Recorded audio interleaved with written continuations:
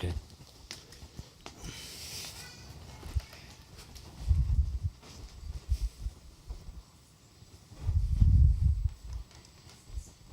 Thank you, sir. Good afternoon.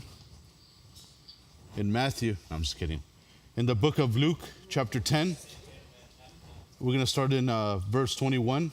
There's going to be two parts. And then we're going to start in 21, and then the second part is going to be on verse 38 to the end of the chapter. In that hour, Jesus rejoiced in the Spirit and said, I thank thee, O Father, Lord of heaven and earth, and thou hast hid these things from the wise and prudent, and he has revealed them unto babes. Even so, Father, for so it seemed good in thy sight. All things are delivered to me of my Father, and no man knoweth who the Son is, but the Father, and who the Father is, but the Son, and he whom the Son will reveal him. And he turned him unto his disciples and said privately, Blessed are the eyes which see the things that ye see. For I tell you that many prophets and kings have desired to see those things which ye see, and have not seen them, and to hear those things which ye hear and have not heard them. Sorry.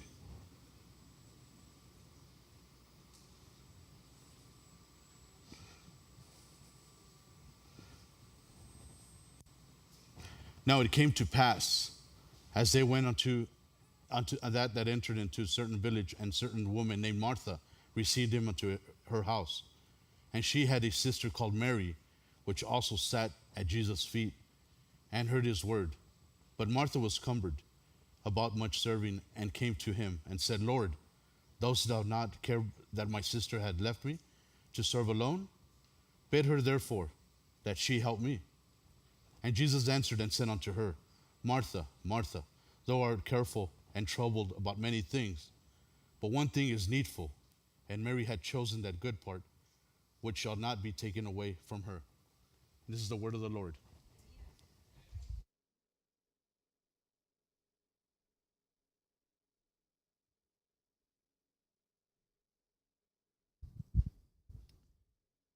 Excellent.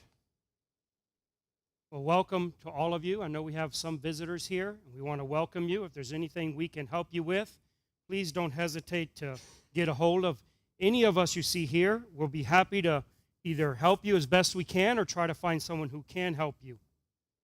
Today, we're still on our series on spirituality, and today's topic on spirituality is going to be learning.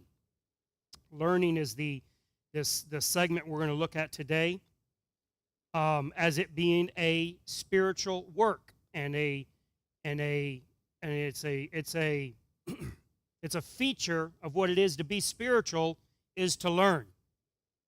And this text that we looked at, and including the broader context that we didn't read, all illustrate this, I think, in a very important way.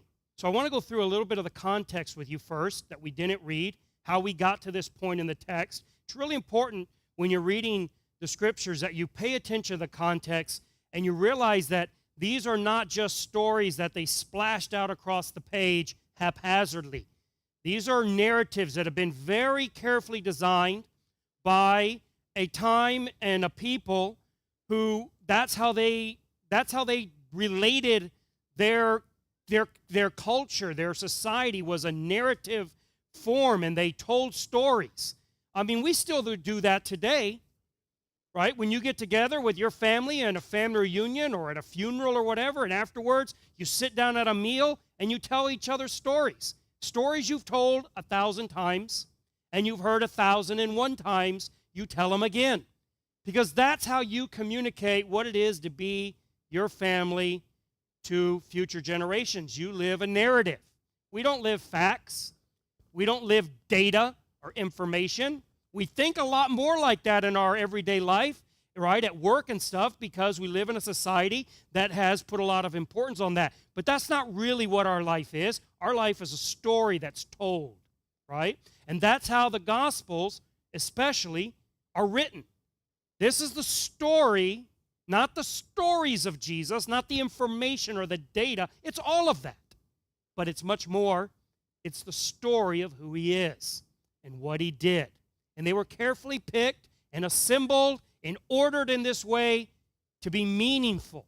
So we should always look at these things in context. So just briefly, this is the context leading up to this. And this, we could go even further back, but we're just going to start with this, what we call the immediate context. And that is that Jesus has gotten to the point of his ministry where he feels he can ordain 70 of his disciples and send them out into all the cities where he's going to go visit. So we have very little recorded of where Jesus went and preached, if you think about it. Because he sent out 70 people to go around to all the neighboring towns and announce that he was coming. These are his heralds. They're going to go into the city and say, the king is coming.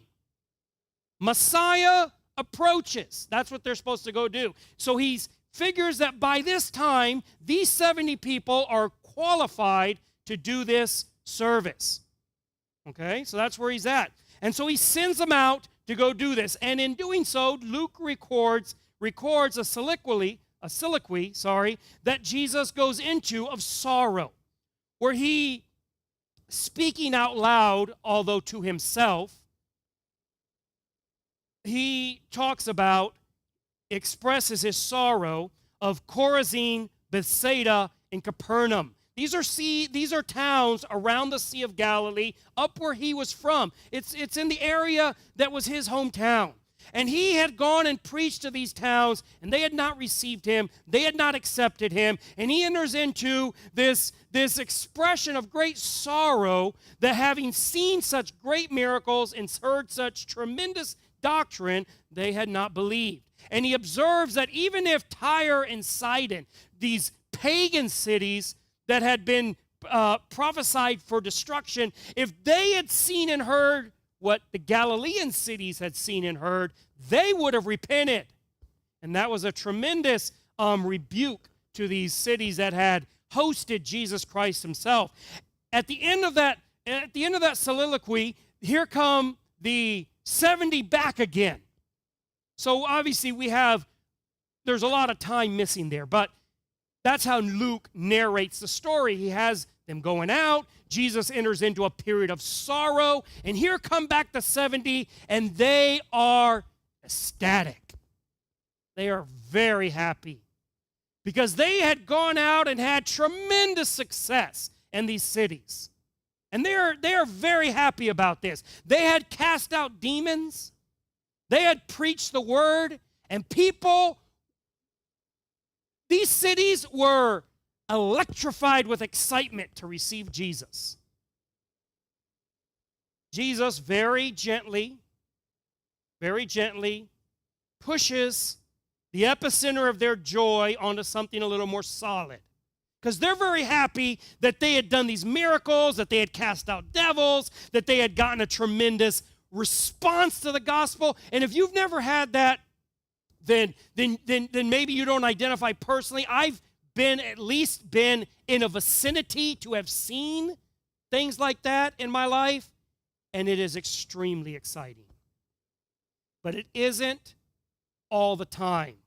So if your joy, if your gladness, if your spirits are built on that feeling, well, you are setting yourself up for some real sadness too, because any type of ministry that deals with people is not always going to be ups. There's going to be a lot of downs. And so Jesus, when they come back and they're like, we're happy, and he's, why are you happy? Well, we cast out demons and people were responsive and they listened and they're ready for you. And he says, that's all really good. That's all real good. But that isn't where you need to base your rejoicing in. You need to base your rejoicing and that your names are written in heaven, because that doesn't change. And he's very gentle prodding on that.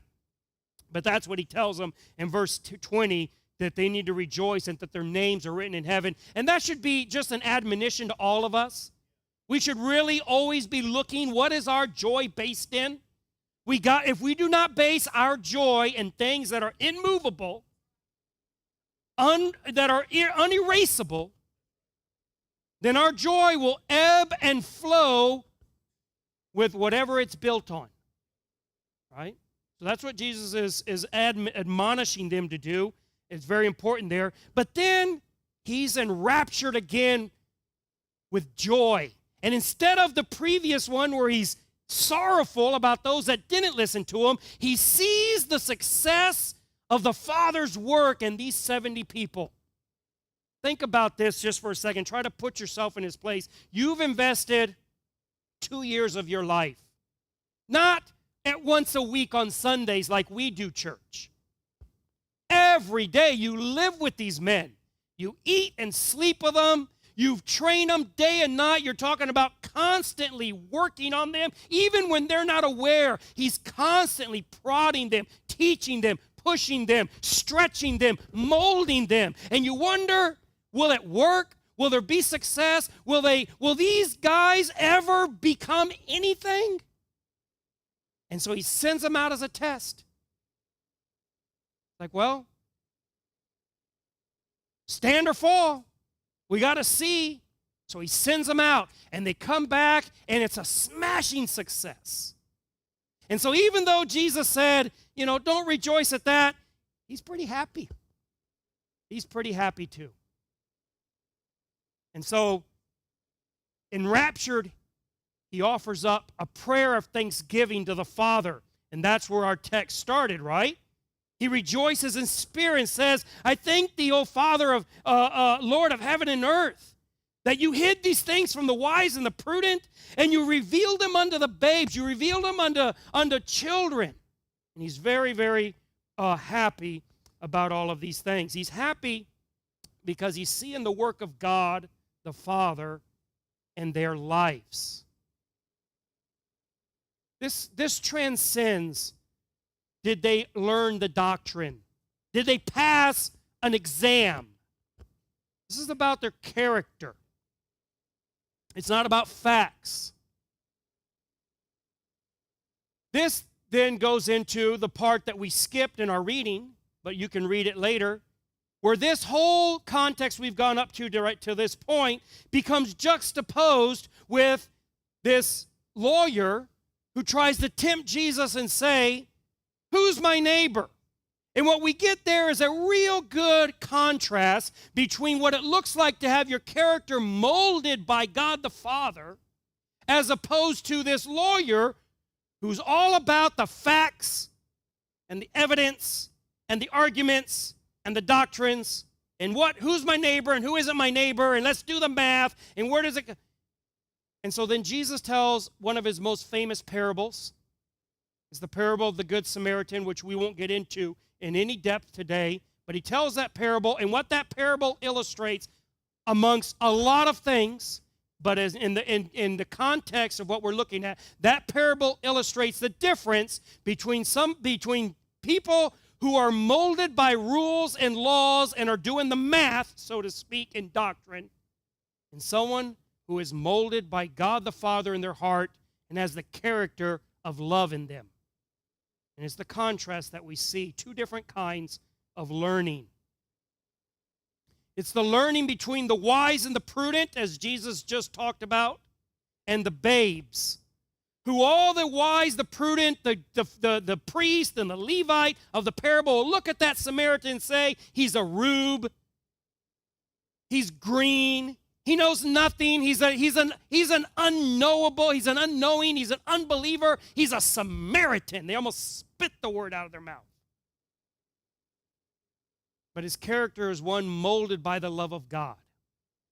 And that's what his parable illustrates.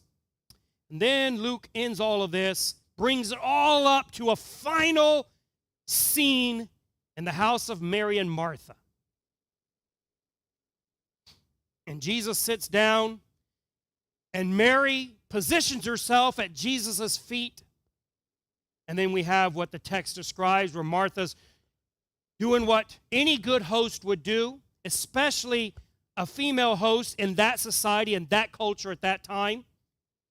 But I would assume even today, if someone important was to go to any of your houses, it would look a lot like this. You'd be very worried man or woman, very concerned. I got to get the meal ready. I need to make sure they're comfortable. I need to make sure their glass doesn't run out. And that's what Martha's doing.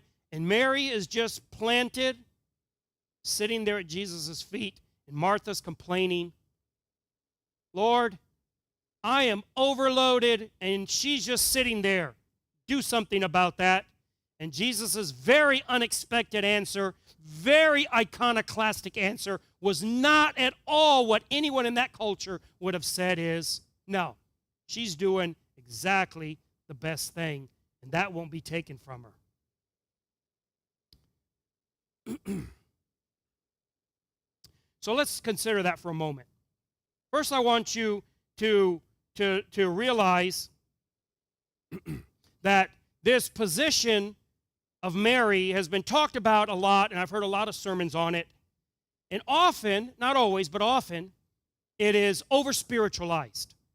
So it's taught like something along the lines of, well, what Mary was doing was she was worshiping Christ, and that's the best part. We need to worship Jesus. She was praising Jesus. She was she was bowed to him. That is kind of presented in that way. And so, yes, working's good, but we never need to forget worship. Well, that's certainly a true statement, but that isn't what's happening here. When it says that Mary sat at his feet, that isn't just a description of her physical location or position. That is a metaphorical phrase. It's idiomatic. In that culture, it meant something very specific. In fact, Paul uses it to describe his own early life. In one of his discussions in Acts 22, in one of his apologies, he says that he was brought up in this city at the feet of Gamaliel and taught according to the perfect manner of the law of the fathers. To sit at a person's feet was an idiomatic way of saying to be their formal student. That's what that meant. When you said, I'm going to sit at your feet, we still use it every now and then. It's not as common, but you still will hear it every now and then, right? I sat at his feet. It doesn't even mean that you physically were sitting on your tuskas at his feet. Now, you could be, and in this case, she probably was literally also sitting at his feet, because that's why the metaphor developed. The metaphor developed because that's what disciples did.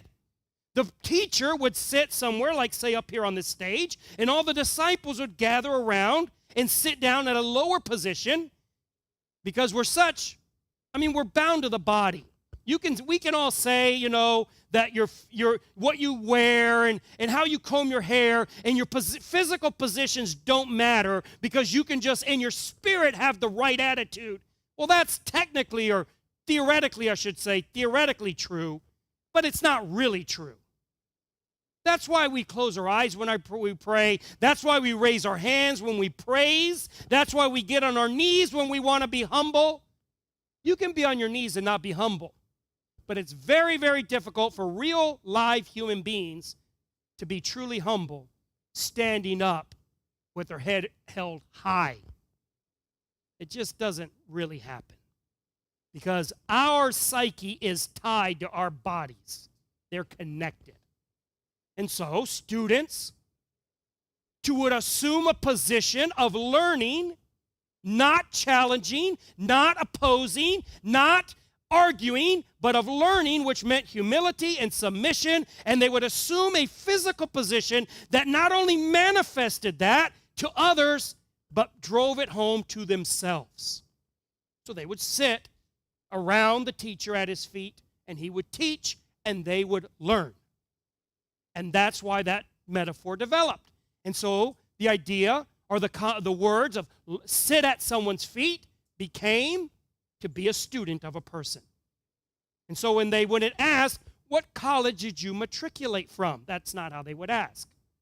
The question would be, whose feet did you sit at? And Paul, for instance, had an answer for that. So that's what Mary is doing.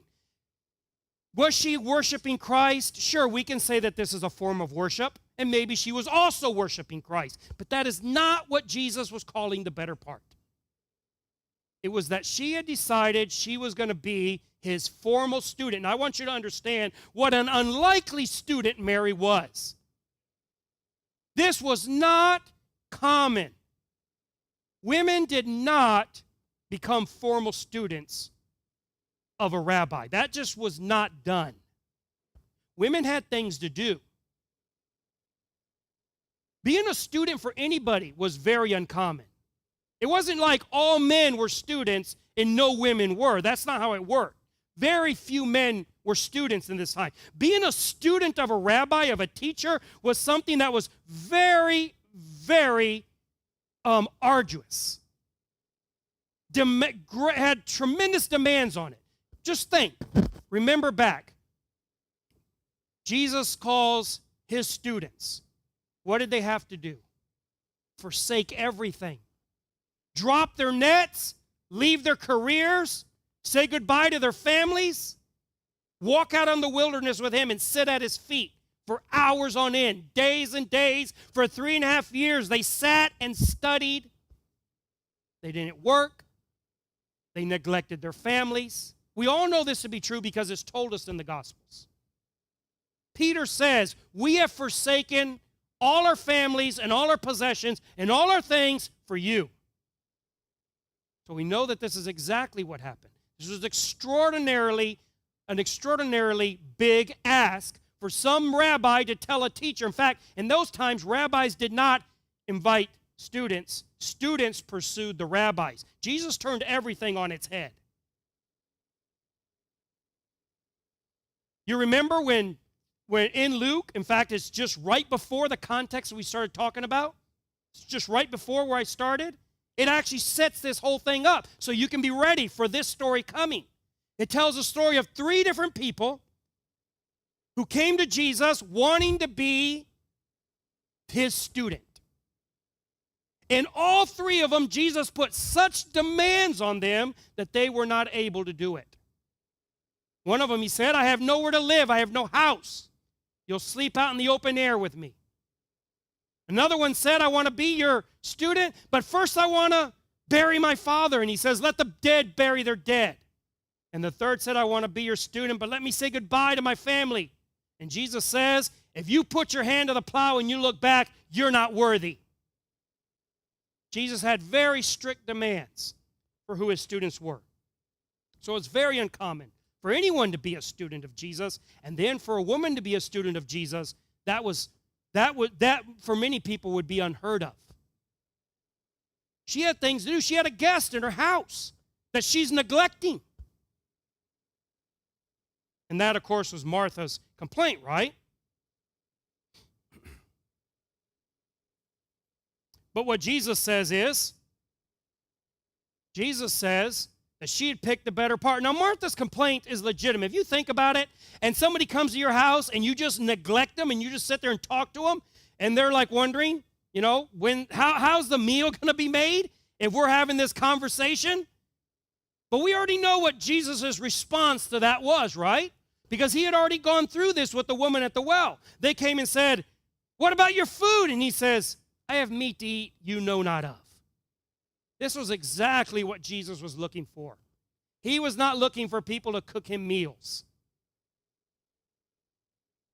He wasn't going to Mary and Martha's house hoping they'd have a good dinner plan. He was looking for people who wanted to learn.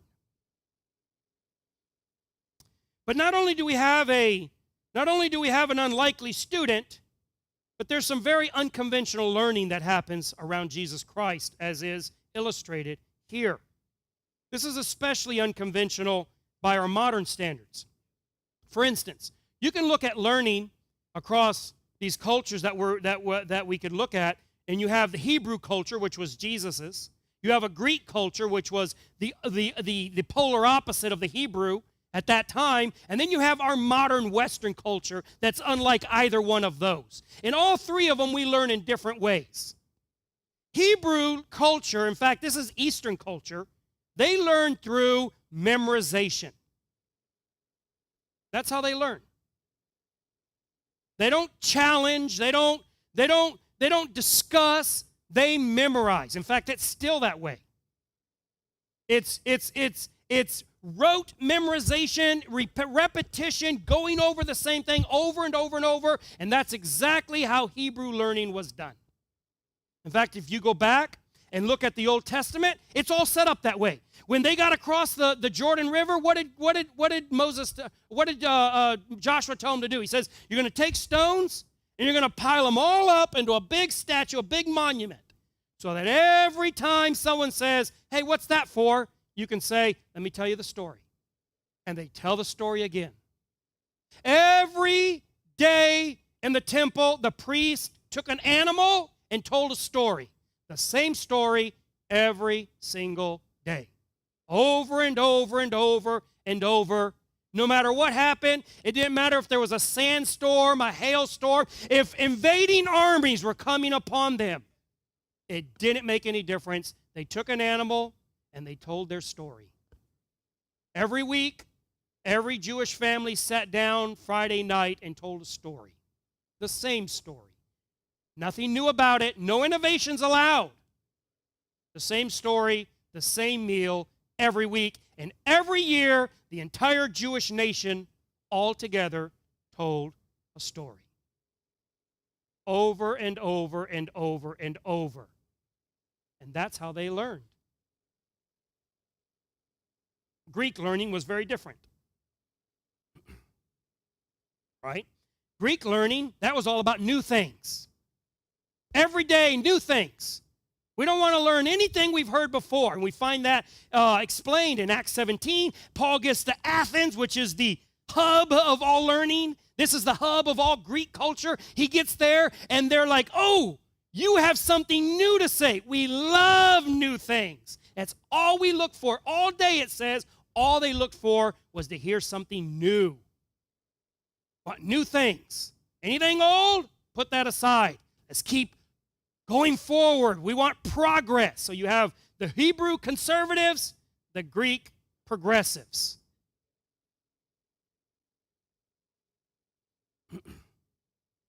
And then you have Western learning. That's us. That's very different than in either one of those. Our learning is all about facts. We're children of the scientific revolution. It's about repetition and facts. Repeatable things that you can demonstrate and repeat in a laboratory and do them over and over and draw data and then extrapolate. And it's all about disproving.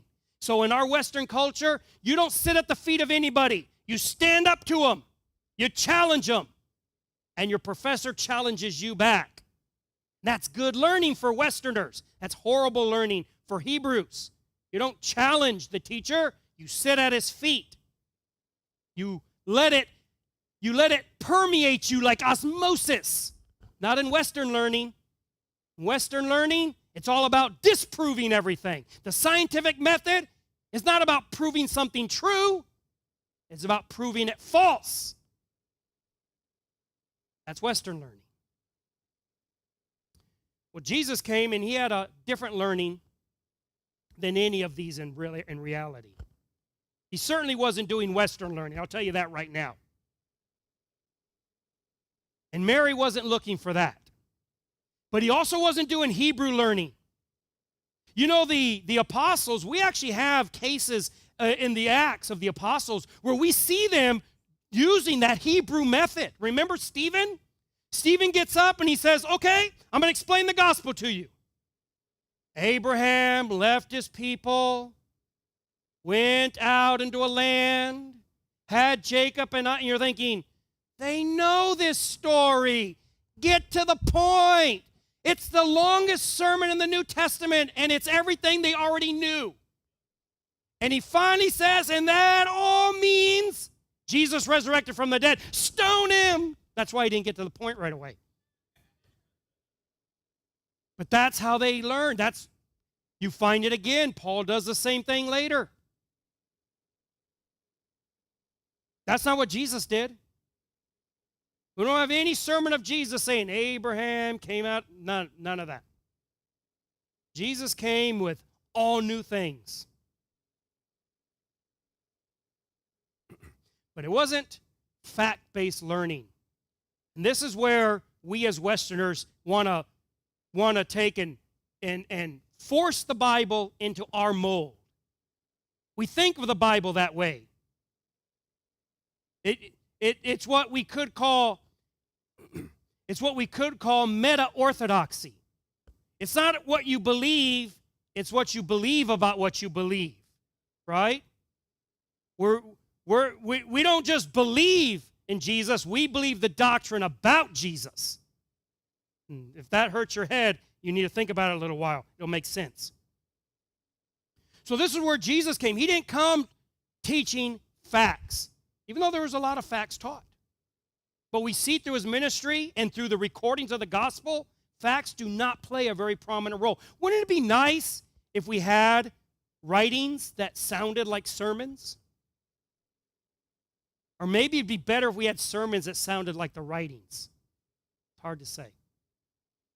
But we really don't. We have the Gospels, and you read them, and you think that's what, anyone whoever takes the time to read the Bible, what eventually grabs them, that makes them feel very strange about it?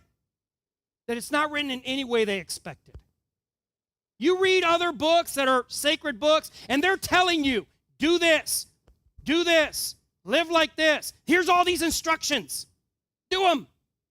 The Bible says, this is Jacob, and this is what Jacob did. And here's what Isaac did. Here's what Joseph did.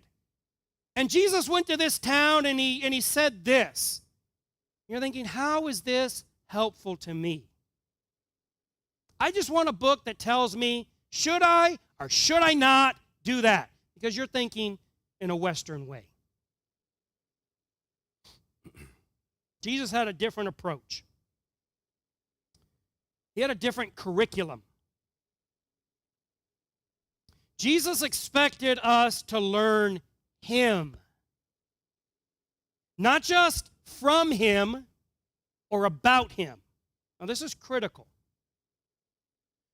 Throughout the text that we're looking at and throughout the Gospels, this is what we find.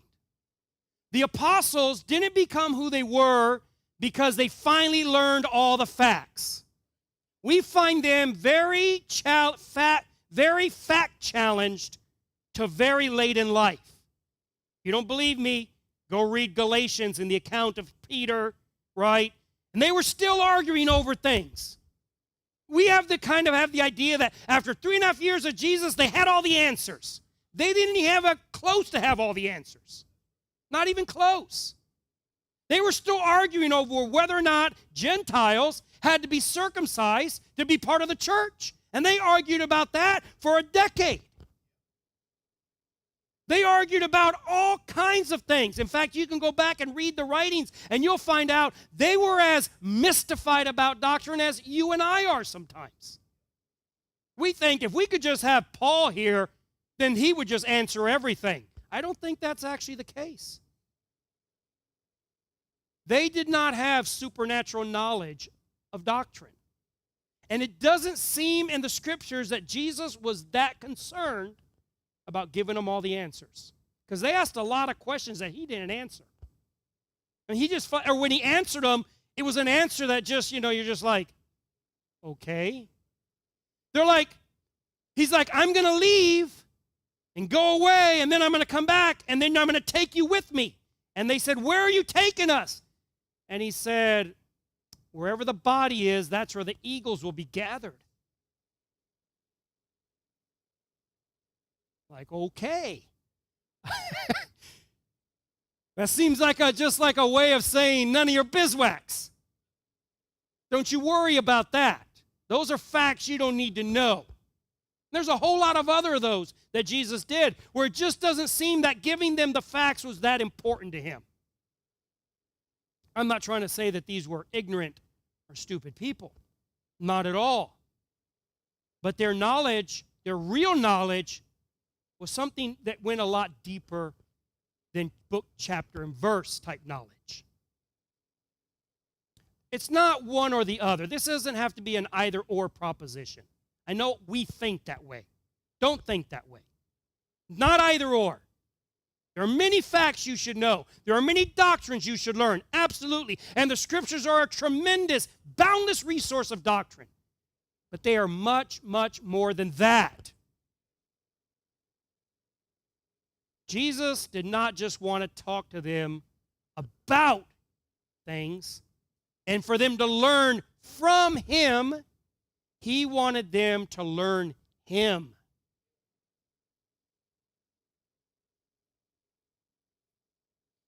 He says in Matthew chapter 10, the disciple is not above his master, nor the servant above his Lord. It is enough for the disciple that he be as his master. That's the goal of the disciple. The goal of the disciple is not to know what the master knows, although that certainly is what you hope to as well. The goal of the disciple is to be like him.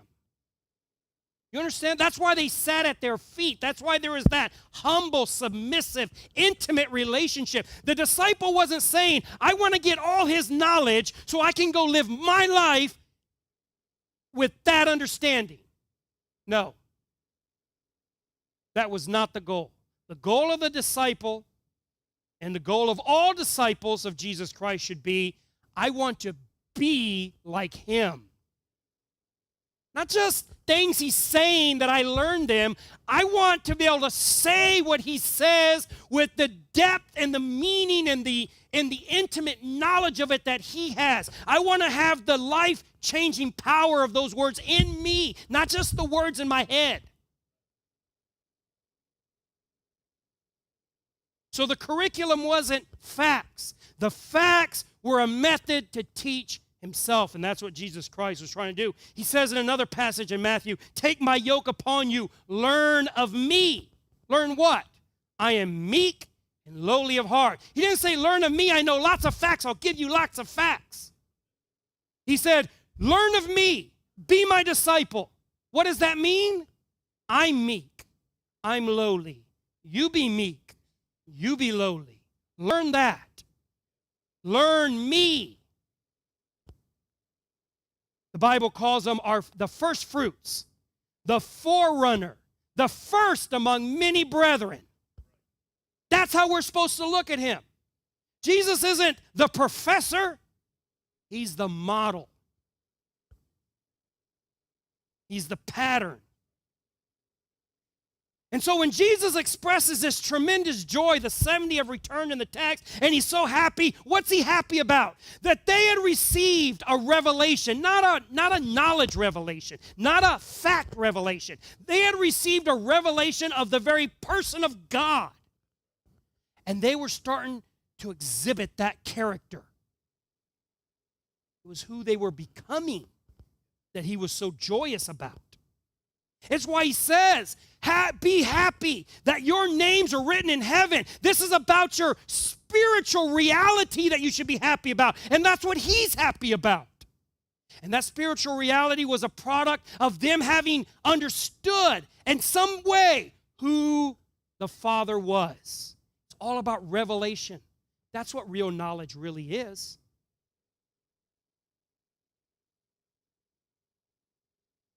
John puts it this way in his first epistle.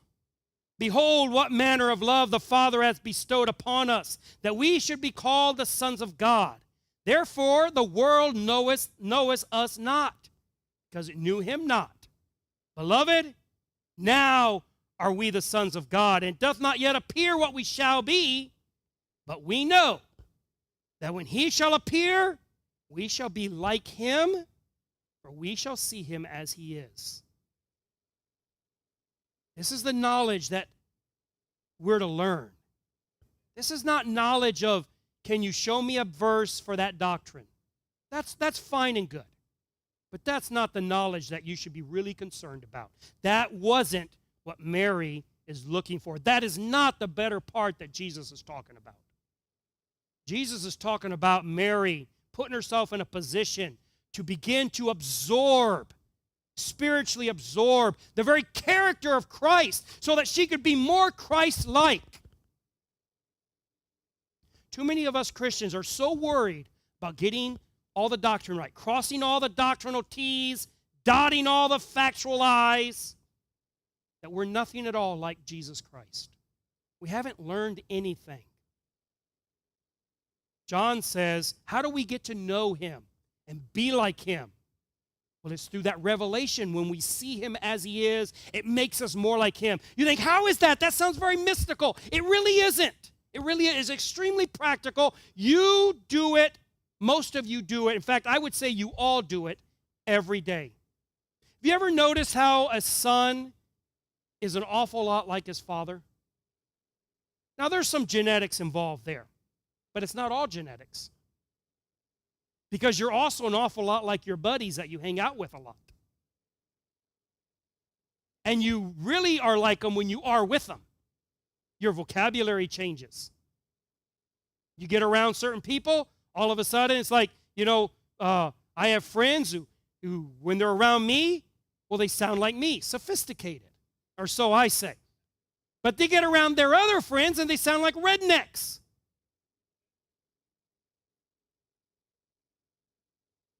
If they were here today, I would make fun of them. Anyways. You get around people, you begin to become like them. We do that every day. You know what happens when you're married for a long time? I can now speak on this with authority. People ask me how I was able to put up with her for 30 years. And I tell them, if you're a living saint, it's not hard. No, really, they ask me that all the time. No one has ever asked me that, but that would be my answer if they asked me that. I can speak on this with authority. When you're married long enough, you become each other. It's like I have her in my head all the time.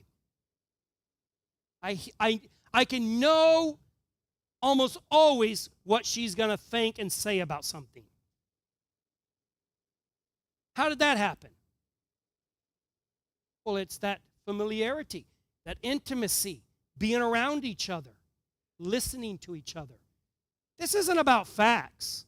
A husband and wife know each other in ways that you, with a Wikipedia page, might know all the facts more than they do, but they know each other in ways you can't imagine. If you ask me a lot of facts about her, I probably will get most of them wrong. But I know her. And she knows me. That's the type of knowledge we're talking about. The apostles did not get everything right. They were wrong about a lot of things and had to correct things and made a lot of mistakes. They were not perfect by any stretch of anyone's imagination. But they knew Jesus. In fact, they knew him so much that when they spoke, it says, they said, they've been with Jesus. He sounds just like him. You sound like him, even when they were trying not to.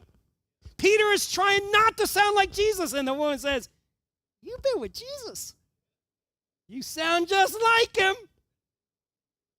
It's like a smell that gets in you. You can't get it off. That's the kind of knowledge that Jesus wants to impart to you. That's how he wants you to know him. I'm not telling you to not read the Bible, to not care about doctrine. Please don't get into the either-or dichotomy of Western thinking. It isn't that way. It can be both. But the better part, according to even the Old Testament, what you should glory in is in knowing him.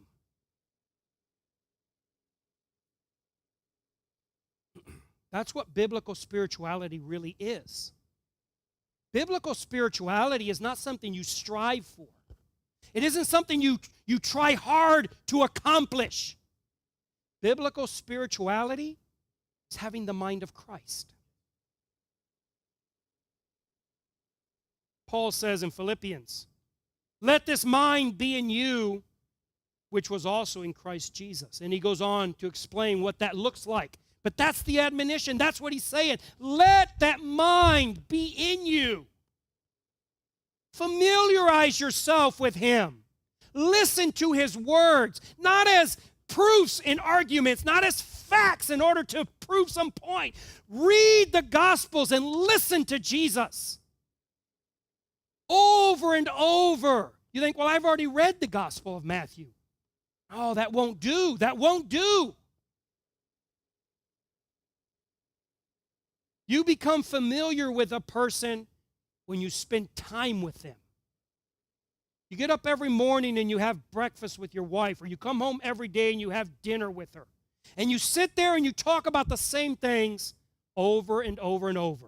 We need to mow the lawn, and we need to change the gas and the oil in the car. And I went to the school for something with the kids, and we just tell the same story over and over. Why do we tell the same story? Why do we sit around a reunion table and tell the same stories thousands of times? Because in telling those stories to each other, we begin to know each other. Things that we cannot explain about ourselves with words come out in those narratives. Things we could never hear with our ears, we osmose through our spirits and through our minds. And that's how it is with Jesus. As we read his word, Old and New Testament, read it over and over and over. You think, why? I'm not understanding it. Read it to get to know him. He'll reveal himself. There won't be any fact, any big flash, bang. Woo! Now I understand. You start quoting all this stuff. That's not how it works. But your character will slowly change and develop and deepen and mature. That's what it is to be a disciple. That's what it means to learn.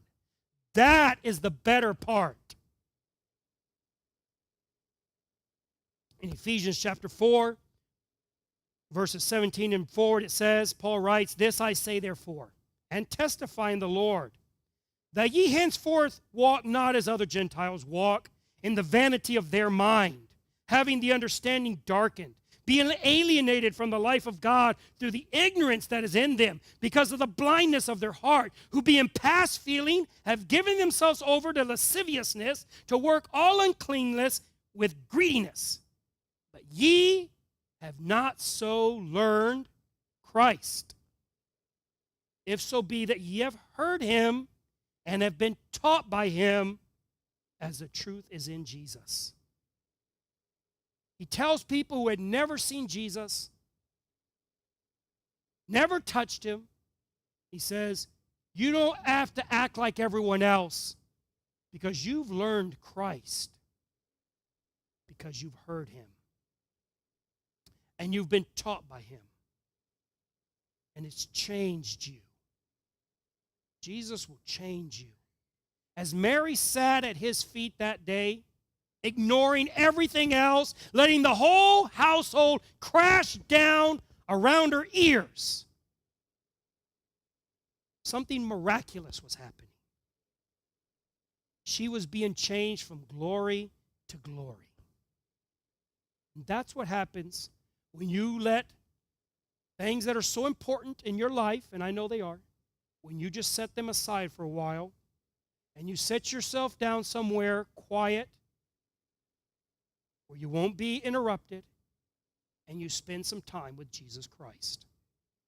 You read his word. You're not worried about how much or how fast or how much you remember. You just read it like if you're having a conversation. You're letting Jesus tell you the same story again for the millionth time. You're living in the hymn that we all sing, "Tell me the old story of Jesus and his love." You just hear it again, and you hear it again. You not only learn it about Christ, but what that does is it makes you that way. When we hear about his selflessness, we become selfless. When we hear about his love, we become loving. When we hear about his humility, we become humble. That's why it's there. That's the story. Father in heaven, we thank you for this story told over and over and over. The same story somehow is always new to every one of us. because it renews us. It changes us. And that makes the story always different. We thank you for that. I ask that we would all be more diligent to learn you. That we wouldn't just focus on what appeals to our modern Western minds, but that we would look deep within to that image and likeness that we have of you, that hungers and thirsts for intimate connection, not just facts and data. That we would feed that with your truth that's in you. And we would become more like you, reflecting you all around and to everyone who sees us. That we are your disciples. In all things, we ask in your powerful, beautiful name of Jesus. Thank you for being here.